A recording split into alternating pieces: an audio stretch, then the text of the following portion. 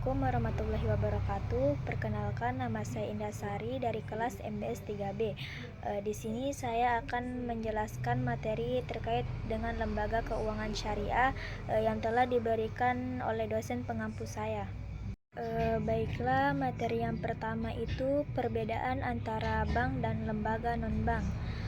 Jadi, bank dan lembaga non-bank adalah dua jenis institusi keuangan yang berperan dalam sistem ekonomi.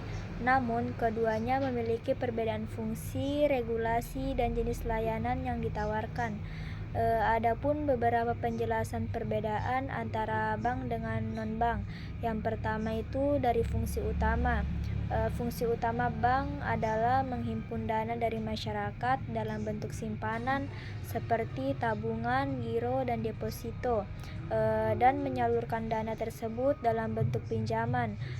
Bank juga menawarkan berbagai layanan keuangan lainnya seperti transfer dana, kartu kredit, hingga investasi. Sedangkan fungsi utama di non-bank adalah tidak menghimpun dana dari masyarakat dalam bentuk simpanan, tetapi sebagai gantinya mereka fokus pada layanan keuangan tertentu seperti asuransi, pembiayaan, investasi, dan pengelolaan dana. Yang kedua itu regulasi. Di bank diawasi dan diatur ketat oleh otoritas keuangan seperti Bank Indonesia atau Otoritas Jasa Keuangan atau OJK di Indonesia, dengan peraturan yang ketat terkait modal minimum, rasio kecukupan modal, dan ketentuan kredit.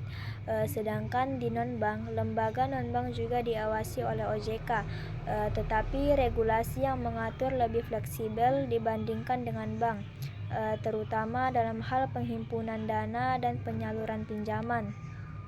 Yang ketiga, sumber dana. Di bank mendapatkan dana dari masyarakat atau nasabah melalui produk pinjaman seperti tabungan dan deposito. Dana ini digunakan sebagai modal untuk menyalurkan kredit, sedangkan di non-bank tidak menghimpun dana dalam bentuk simpanan. Sumber dana lembaga di non-bank bisa berasal dari modal sendiri, penerbitan obligasi, atau pendanaan dari investor. Yang keempat, jenis layanan. Di bank menyediakan layanan yang luas dan beragam, termasuk simpanan, pinjaman, layanan transfer, investasi, dan layanan perbankan lainnya. Sedangkan di non-bank, layanan di non-bank biasanya lebih spesifik, seperti asuransi oleh perusahaan asuransi, pembiayaan kendaraan atau properti oleh perusahaan pembiayaan, investasi oleh perusahaan sekuritas, atau pengelolaan dana pensiun. Adapun contoh institusi di Bank BRI, Bank Mandiri, BCA, dan bank lainnya yang dikenal sebagai bank umum atau bank syariah. Sedangkan di non-bank, perusahaan asuransi seperti Allianz atau Prudential, perusahaan pembiayaan seperti Adira Finance, perusahaan sekuritas seperti Mandiri Sekuritas, dan lembaga keuangan mikro atau koperasi. Jadi, secara keseluruhan, bank adalah lembaga yang menghimpun dana dari masyarakat dan menyalurkan pinjaman, sedangkan lembaga di non-bank berfokus pada layanan keuangan khusus tanpa menerima simpanan dari masyarakat. Materi selanjutnya yaitu pasar modal. Jadi pasar modal adalah tempat bertemunya pihak yang membutuhkan dana atau penerbit dan pihak yang memiliki dana atau investor melalui perdagangan instrumen keuangan jangka panjang seperti saham, obligasi, dan reksadana. Di pasar modal, perusahaan atau pemerintah dapat memperoleh dana untuk pembiayaan proyek atau ekspansi bisnis dengan cara menjual saham atau obligasi kepada publik. Investor pada gilirannya dapat memperoleh potensi keuntungan berupa dividen dari saham atau bunga dari obligasi. Pasar modal berfungsi untuk mendukung pertumbuhan ekonomi dengan mempertemukan kebutuhan modal dengan sumber pendanaan. Selanjutnya yaitu pasar uang syariah. Jadi pasar uang syariah adalah pasar keuangan yang beroperasi berdasarkan prinsip-prinsip syariah Islam.